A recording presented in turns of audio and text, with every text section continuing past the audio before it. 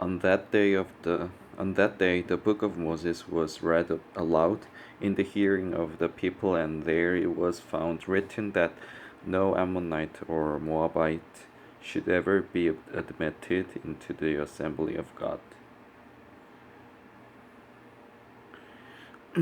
because they had not met the Israelites with food and water, but had hired Balaam to call a curse down on them. Our God, however, turned the curse into a blessing. When the people heard this law, they excluded from Israel all who are of foreign descent. Before this, Eliashib, the priest, had been put in charge of storerooms of the house of our God.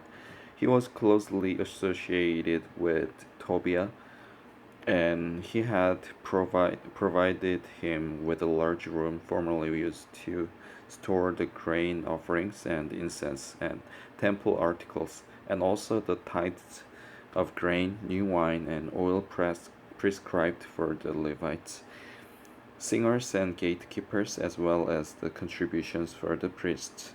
But while all this was going on, I was not in Jerusalem, for in the 32nd year of Artaxerxes, Artaxerxes, king of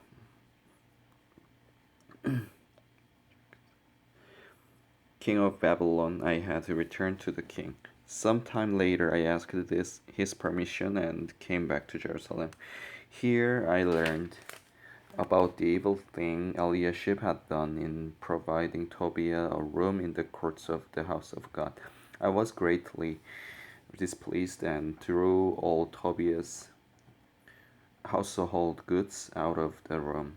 I gave orders to purify the rooms, and then I put back into them the equipment of the house of God, with the grain offerings and the incense. I also learned that the portions assigned to the Levites had not been given to them, and that all the Levites and singers responsible for the service had gone back to their own fields. So I rebuked the officers and asked them, "Why is the house of God neglected?"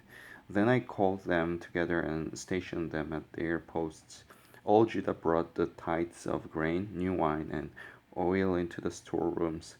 I put Shelemiah the priest, Zadok the scribe, and a Levite named Pedaiah in charge of the storerooms, and made Hanan, son of Zachar, the son of Mattaniah, their assistant, because these men were considered trustworthy.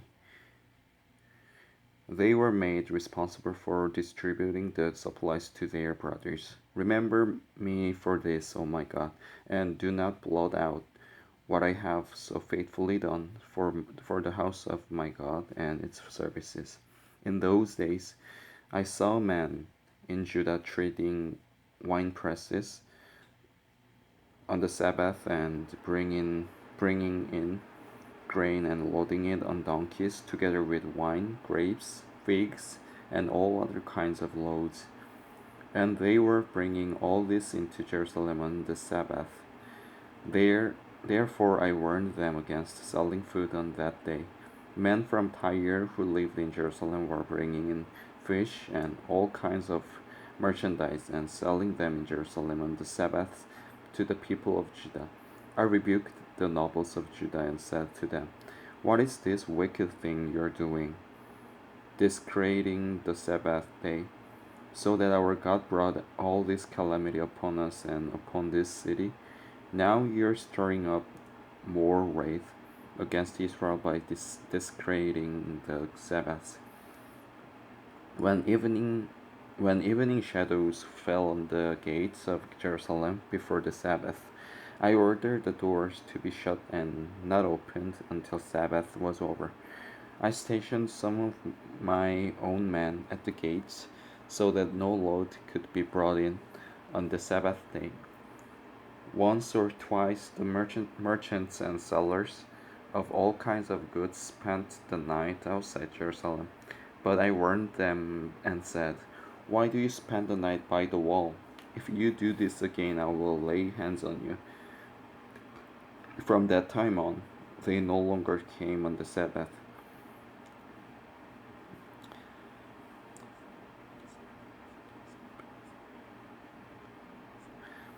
Then I commanded the Levites to purify themselves and go and guard the gates in order to keep the Sabbath day holy. Remember me for this also, O my God, and show mercy to me according to your great love. Moreover, in those days I saw men of Judah who had married women from Ashdod, Ammon, and Moab. Half of their children spoke the language of Ashdod or the language of one of the other peoples, I did not know how to speak the language of Judah. I rebuked them and called curses down on them.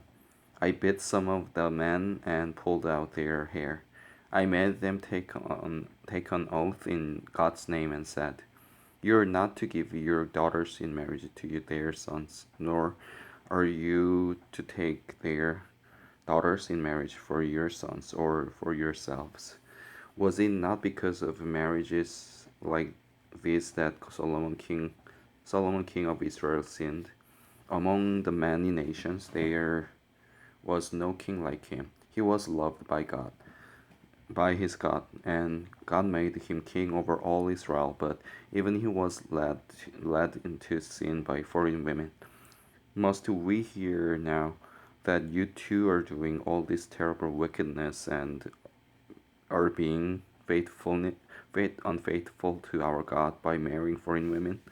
One of the sons of Joiada, son of Eliashib, the high priest, was son-in-law to Sanballat the Horonite,